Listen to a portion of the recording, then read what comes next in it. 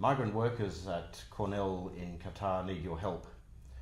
They are brought into the country under false pretenses, very often made one promise that they'll get one kind of employment contract.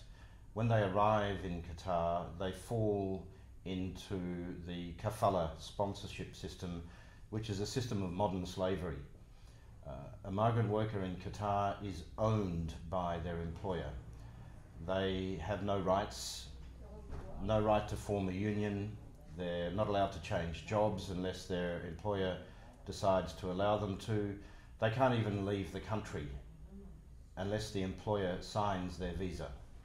We know of case after case after case of migrant workers who are trapped in Qatar, living on poverty wages under the racially based system of employers deciding which race of worker will get what wage. And most tragically of all, every day another coffin returns to one of the countries of origin of these workers, to Nepal, to India, to elsewhere in South Asia, and increasingly now also into other Arab region countries and Africa. We're encouraged by the support that students at Cornell have already given to the campaign to liberate these workers from slavery, and to the solidarity and support you've shown with others in the United States around educational institutions in the Gulf.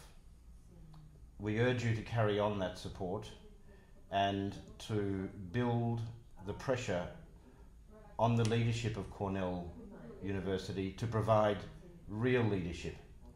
A medical school, which in principle is a great initiative in that part of the world, co-educational, but which also sits atop a pile of slavery.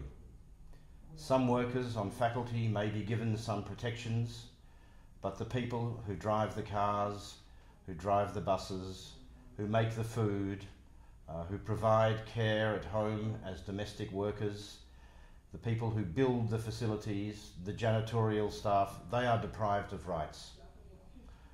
The demands that have been put on the leadership of Cornell are very clear, that the university should allow these migrant workers to form their own trade union, to have a voice at work to protect themselves from exploitation, and also to engage with the Workers' Rights Consortium, which is a legitimate and serious organisation to carry out inspections and monitoring of progress. These are very simple demands.